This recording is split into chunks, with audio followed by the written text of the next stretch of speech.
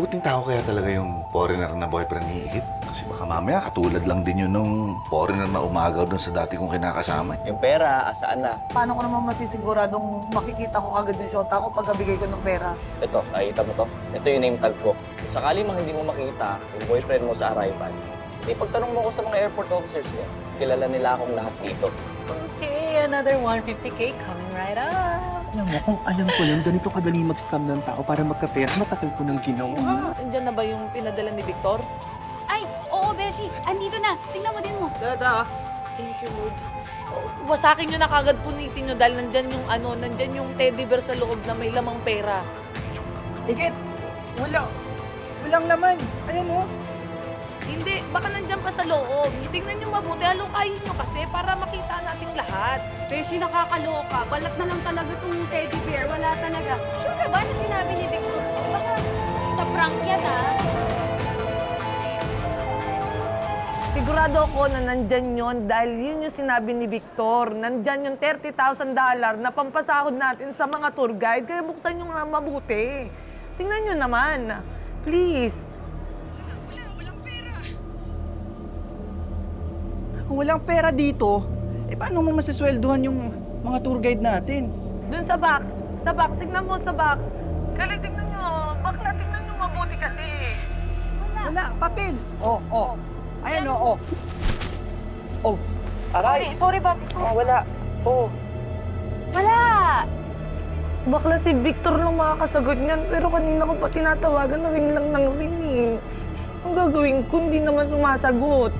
Naku, Beshi, ako, umiinat tayo yung ulo ko. Feeling ko hindi talaga legit yung Victor na yan. Bakla, huwag ka naman magsalita ng ganyan. O, sandali lang, tatawagan ko lang si Victor ha. Pati yung nag-aareglo na officer dito na kumausap sa akin kanina. Tatawagan kita mamaya ha. Sandali lang, tatawagan ko lang sila.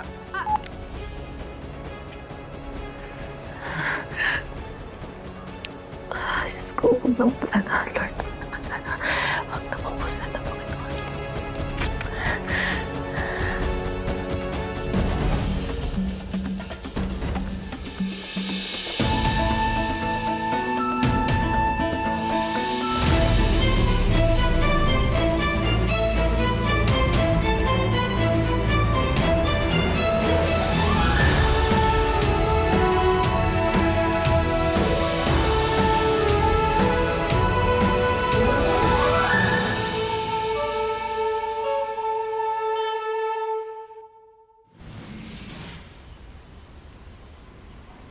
Tebong mo, mainit. Thank you. Ang sarap, mainit oh.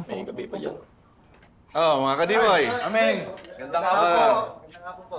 Magandang hapon. Sige, kain lang kayo. Kain lang. Sarap nga, bagong luto. Ang sisigla. Ang gaganda ng ngiti ah. Palibasa, alam may sweldo ngayon eh. Pero, Ameng, bakit wala pa ho si Ikit? Dati-rati, maaga niya kami pinapasahod.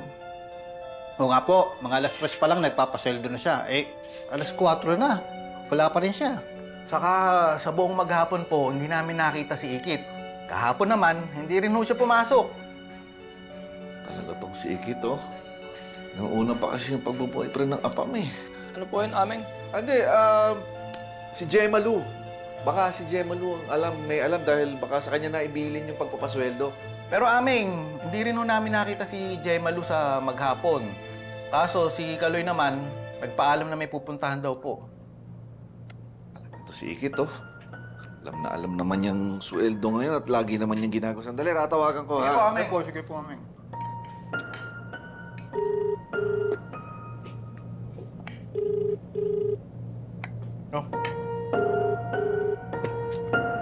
Ay, kayo.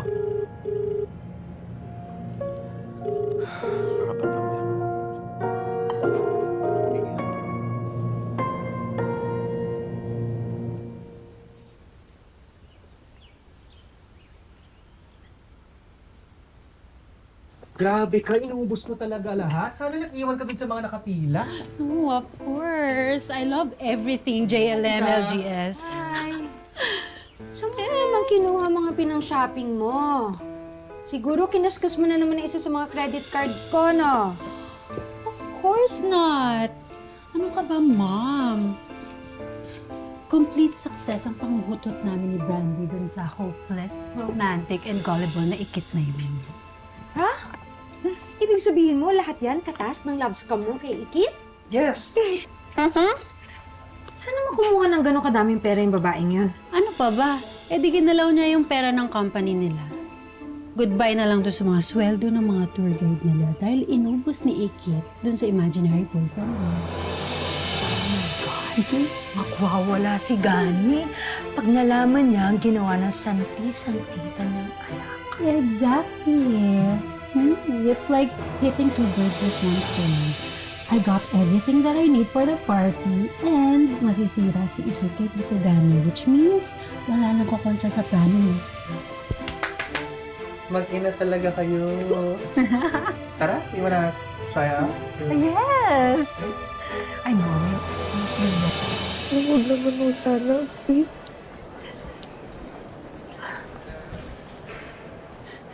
Ano, sir? Nakausap niyo na po ba yung shota ko? Miss, pasensya na po. Pero wala pong pasaherong Victor Johnson na nakahold sa loob. Sir, huwag niyo naman na ho akong biruin. Sir, buong maghapon na ho akong nag-aantay dito. Wala pa ho akong kain. Pagod na ho ako. Huwag niyo naman na akong iprank. Miss, hindi kita pinaprank. Sinasabi ko po yung totoo. Kaya medyo natagalan ako kasi ang dami kong tinanong sa mga kasama ko. At wala talagang nakahold na pasaherong ganyan ng pangalan, Victor Johnson. Pinacheck ko na rin yung mga listahan ng mga aeroplanong galing ibang bansa. Pero wala rin pasaherong Victor Johnson. Oh. Sir naman, yun po yung sinabi nung officer na nakausap ko kanina. Yung kasamahan niyo po, yun po yung sinabi sa akin na nakahold daw po si Victor Johnson dyan. Kasama mo? Oo. Sino? Nakuha niyo po ba ang pangalan? Opo. Paano ko naman masisiguradong makikita ko agad yung shota ko pagkabigay ko ng pera? Ito, nakikita mo to? Ito yung name tag ko. Tandaan mo siya. Tsaka di ba may contact number na ako sa'yo?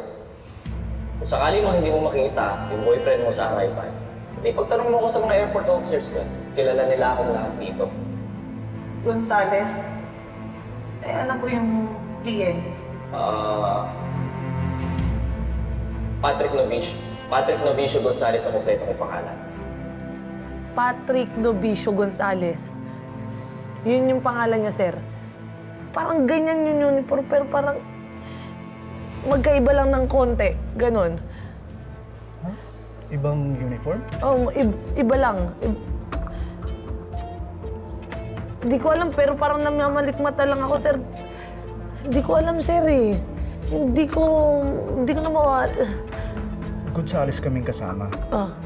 Pero hindi Patrick ang pangalan. Sir, parang ganito parang halos kaedad ko lang siya, matangkad, may itsura, moreno yung balat niya. Basta sir, baka nga mas bata pa sa akin yun eh, ganun. Naku, yung Gonzales namin nakasama, nagpas 50 na siguro. Si Kuya Relante Ferrer Gonzales, malayong-malayo sa description na binanggit ninyo. Totoong tao yung kausap ko kanina, sir. Hindi yung multo, sigurado po ako. Pero wala po talaga kami kasamang Patrick Novicio Gonzales ang pangalan. Sir, kanina ko pa ho yung tinatawagan pero hindi ho sumasagot. Sandali lang, sir, tatawagan ko po ulit. Sandali lang, sir. Sigurado po ako. Sandali lang, sir. I'm sorry, the subscriber cannot Sagutin mo naman. Isa pa, sir. Sandali lang, sir, ha? I'm sorry, the subscriber cannot be reached. Please try again. Ayaw niya sagutin. Pagkatapos ko binigay sa kanya yung pera, tapos ngayon hindi na sinasagot. Pera? Meron kayong binigay pera sa kinausap niyo kanina? Oo. Miss, sabihin niyo ako kung tama ako Sige. Sinabi ng jowa niyo na hinaharang siya sa loob. Opo. Tapos, kailangan ng pera para makalabas siya. Opo. Kaya meron kang nakausap kanina na airport officer sa parking para ibigay sa kanya yung pera. Yun, sakto-sakto, sir. Ayun, naaalala niyo na? Pero ngayon, hindi mo na silang matawagan pareho. Tama? Opo. Miss, na love scam ka po.